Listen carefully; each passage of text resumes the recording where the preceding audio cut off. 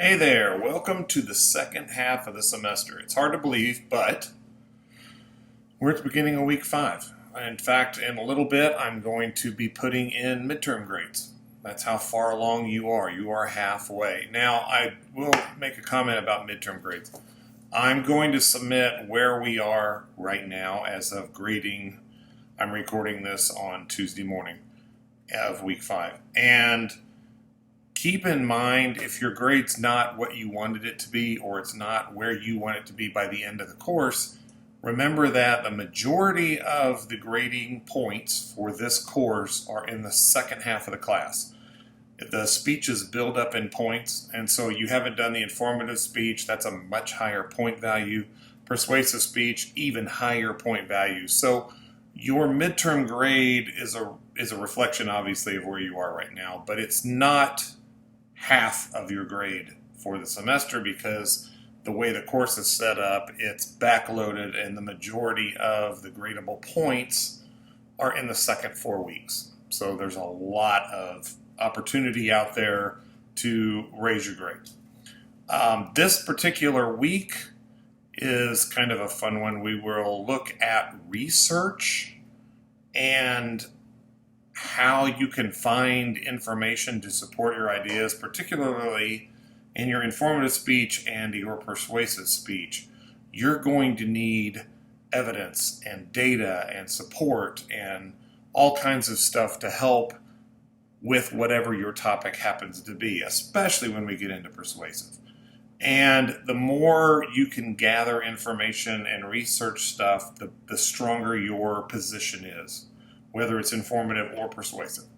And we're going to talk about the different places to go. The obvious one, of course, is the internet, but there are a lot of other opportunities out there for research.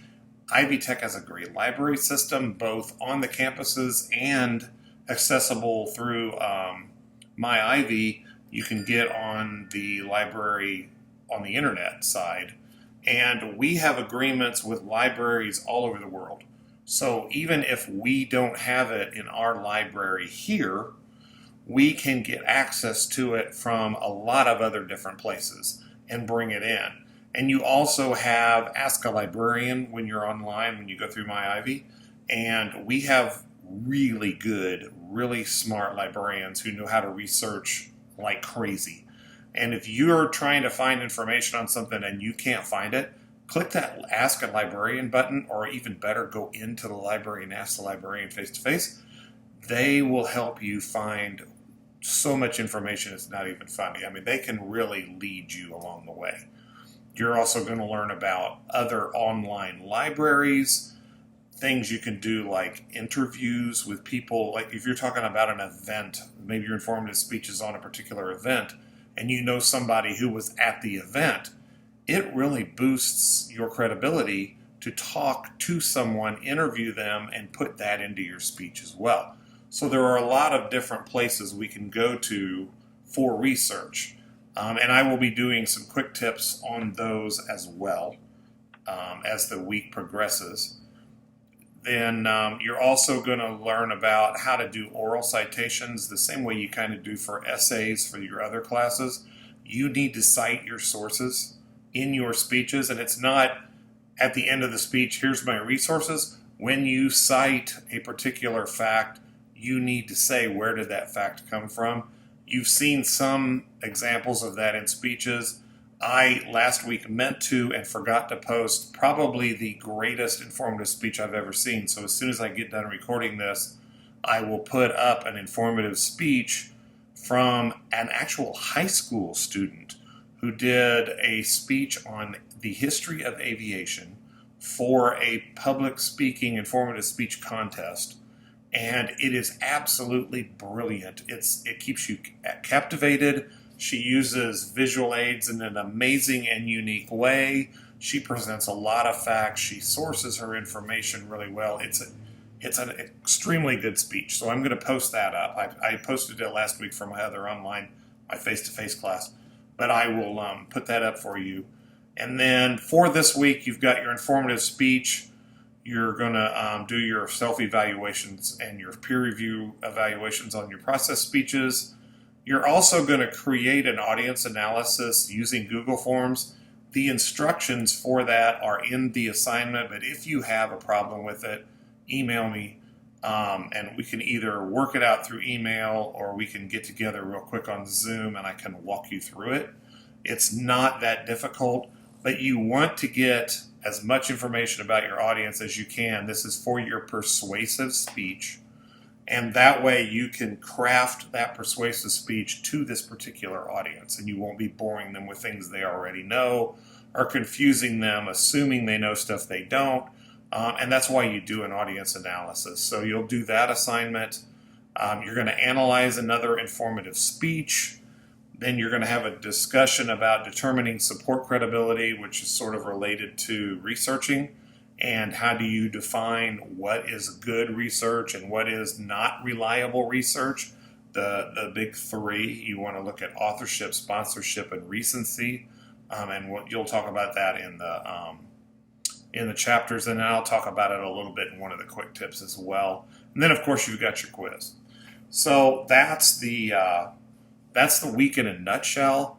Two other things I wanted to bring up. I have had a number of students in the past week email me about audiences, and this is sort of related to what I'm going to say at the end, but I have talked about audiences in the weekly videos for several of the weeks, and I talked about the audience requirement in the introduction to the class video that I put out.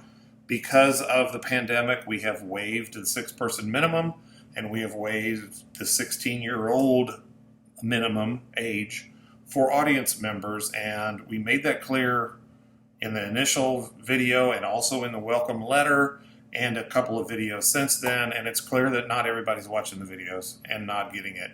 I know the assignments still have that 6-person limit in it, so does the rubric. It's because we didn't know how long the pandemic was going to go on, and we didn't want to go in because to change a statewide course takes a major project, and then nobody wanted to introduce major projects for this to fix it. So it says 6-person minimum. Every instructor in the state for this class knows to waive that, and we all say that at the beginning of the class, so you don't have to worry about it. So you do not need 6 minimum people. They do not have to be 16 years or older. And as I talked about, even as last week, I talked about this in last week's video, I had someone who emailed me and they're going to have 2 people and their dog, and that's fine. The dog doesn't really count, but that's fine if they want to use their dog. And, use the people that you have. You've got to have an audience of some kind. You can use Zoom to create an audience. You can Skype, FaceTime, whatever, or have 1 or 2 live people there and do your audience that way. And that's the way this works. Related to that, I just got done loading the extra credit. Now, I'm going to guess that there are only 3 people watching this video right now, because last week in the video for week 4, I stated an extra credit opportunity that was extremely simple, and all you had to do was send me 2 words in your informative speech topic submission, and you would get extra credit. And out of 24 students in this class, 3 did that. So, and it matched what I saw for people watching the videos. So only 3 people watched last week's welcome video. For that, they got 40 points extra credit each. The 3 of them did. Everybody else got 0. And it tells me how much use is coming out of these videos. Both the quick tips and the live sessions. I've stopped the live sessions because I would do them, and sometimes they take an hour, hour and 15 minutes, and nobody was watching. Nobody watched week 1's, and only a few people watched week 2 by the time I had noticed it, because I'd left them up about a week when I saw when people noticed. And I've had a couple of you email me and say, hey, I can't watch it till the weekend at the end of the week, and that's fine. I'm not pointing you guys out.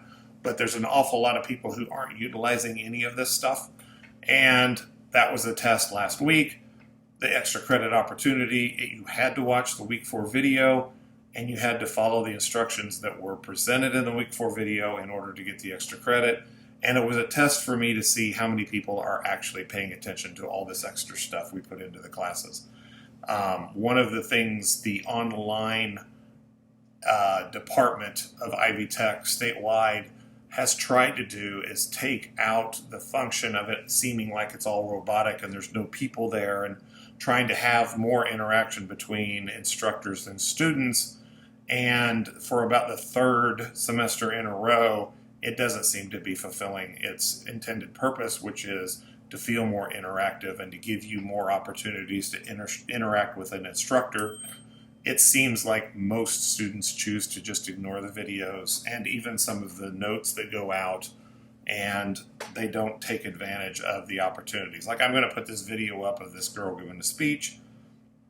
I'll look later and see how many people actually watched it, but maybe 2 or 3, maybe 4 of you will watch it, and nobody else will. And there are keys in all of these to help you give better speeches, which of course in turn gives you better grade.